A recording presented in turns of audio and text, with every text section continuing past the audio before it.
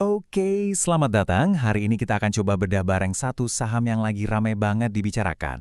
PT Minahasa Membangun Hebat atau kodenya HBAT. Anggap saja saya ini mentor Anda dan kita lagi sama-sama melihat sebuah studi kasus yang sangat menarik. Kita akan lihat dari semua sisi ya, mulai dari fundamentalnya, valuasinya, sampai sentimen pasarnya. Yuk, kita mulai.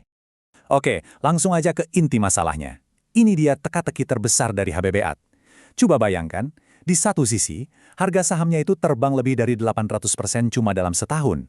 Performa yang gila-gilaan kan? Tapi, di sisi lain kalau kita intip laporan keuangannya, laba bersihnya justru anjlok sampai 67%. Aneh banget kan? Nah, pertanyaannya, sebenarnya ada apa di balik angka-angka yang kontradiktif ini? Dan yang paling penting buat kita, apakah ini sebuah peluang emas? Atau justru perangkap yang harus kita hindari? Nah, biar nggak bingung mecahin misteri ini, kita akan bedah secara terstruktur ya, step by step. Pertama, kita lihat dulu perjalanan harga sahamnya yang dramatis itu. Terus, kita kenalan sama bisnisnya. Setelah itu, kita kulik laporan keuangannya, bandingin harga pasar sama nilai wajar, kita timbang-timbang peluang dan risikonya, dan terakhir, kita tarik kesimpulan bareng-bareng. Baik, mari kita mulai dari kepingan puzzle yang pertama, pergerakan harga sahamnya. Ini benar-benar kayak naik roller coaster. Dan kita harus paham dulu ceritanya sebelum bisa menilai lebih jauh. Coba deh perhatikan perjalanan ini. Mulai dari IPO di harga 108, saham ini sempat jatuh dalam banget sampai ke level Rp24 setahun kemudian. Tapi dari titik terendah itu bangkitnya luar biasa. Bahkan di Agustus 2025, naiknya begitu kencang, sampai-sampai Bursa Efek Indonesia perlu turun tangan dan melakukan suspensi sementara. Puncaknya, Februari 2026 di harga Rp496. Kenaikan tahunan yang fantastis ini jelas menarik perhatian banyak orang, tapi juga bikin kita bertanya-tanya soal stabilitasnya. Sekarang kita geser dulu fokus kita dari grafik harga ke bisnis di dunia nyata. Karena pada akhirnya, nilai sebuah saham itu datang dari bisnis yang dijalankannya. Jadi, siapa sih HBAT ini dan apa yang mereka kerjakan? Jadi HBAT ini adalah pemain properti, tapi bisa dibilang dia jago kandang. Fokus utamanya itu di Minahasa, Sulawesi Utara. Sebuah daerah yang pertumbuhan ekonominya lagi bagus-bagusnya, bahkan di atas rata-rata nasional. Proyek andalan mereka itu Sawangan Permai, yang menyasar kelas menengah di sekitaran Manado. Nah, ini keunggulan mereka. Mereka paham banget pasar lokal di sana. Oke, sekarang kita masuk ke bagian yang paling krusial, jantung dari analisis kita. Laporan keuangan. Disinilah ceritanya jadi menarik banget, karena kita akan menemukan dua cerita yang sangat kontras. Bener-bener kayak dua sisi dari koin yang sama. Nah, ini dia inti dari dilema HBAT. Kalau kita lihat neracanya, wah ini perusahaan sehat banget, rasio utangnya terhadap modal sendiri cuma 25%. Angka ini kecil banget, apalagi untuk industri properti. Ini menunjukkan fundamentalnya kokoh dan risiko bangkrutnya rendah. Tapi begitu kita balik koinnya dan lihat laporan laba rugi, ceritanya langsung berbalik 180 derajat. Profitabilitasnya anjlok. Ini adalah sebuah lampu kuning yang nggak bisa kita abaikan. Angka-angka ini nggak bohong ya, pendapatannya turun hampir 38%, dan yang lebih bikin khawatir, laba bersihnya anjlok lebih dari 67%. Artinya apa? Artinya kemampuan perusahaan untuk mencetak keuntungan buat para pemegang saham itu turun drastis. Laba per saham atau EPS yang juga turun tajam ini adalah metrik kunci yang biasanya jadi dasar penilaian harga sebuah saham. Dengan kondisi laba yang lagi turun, pertanyaan logis berikutnya adalah, apakah harga sahamnya di pasar saat ini masuk akal? Jangan-jangan kemahalan. Yuk kita coba bandingkan harga pasar dengan nilai wajar fundamentalnya.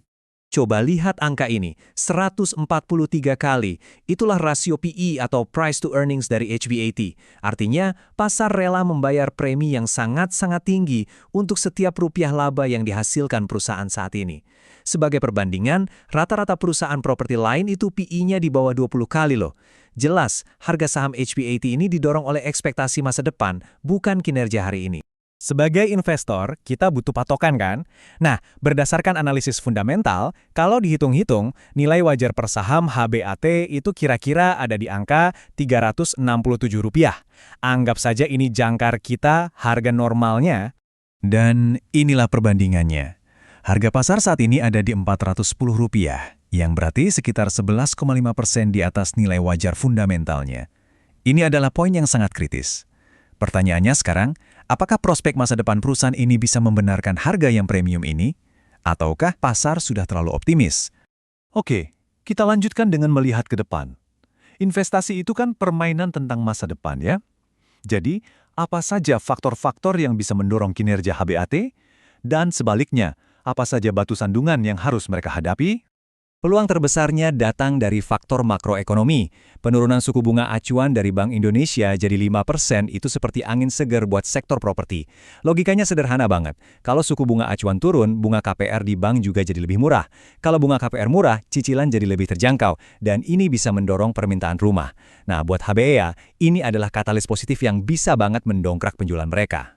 Tapi, ingat, peluang selalu datang sepaket dengan risiko. Manajemen ABT sendiri mengakui loh kalau pelemahan daya beli masyarakat itu tantangan yang nyata. Ditambah lagi, harga bahan bangunan yang naik terus bisa mengerus margin keuntungan mereka. Dan tentu saja, valuasi yang sudah tinggi ini bikin sahamnya rentan terkoreksi kalau ternyata pertumbuhannya nggak sesuai ekspektasi pasar. Terakhir, karena ini saham microcap, pergerakannya bisa sangat liar dan gampang banget dipengaruhi sentimen spekulatif. Oke, semua kepingan puzzle sudah kita kumpulkan. Harga saham, bisnisnya, kondisi keuangannya, valuasinya, peluangnya, dan juga risikonya. Sekarang, tugas kita sebagai mentor adalah merangkai semua ini menjadi sebuah gambaran yang utuh dan jelas.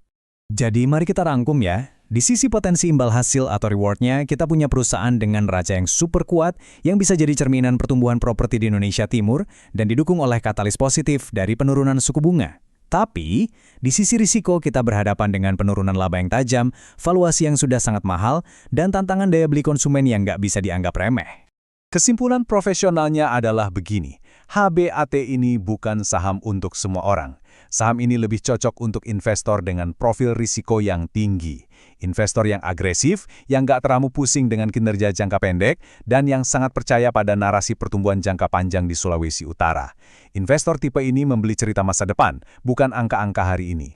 Dan inilah pertanyaan terakhir dari saya sebagai mentor Anda.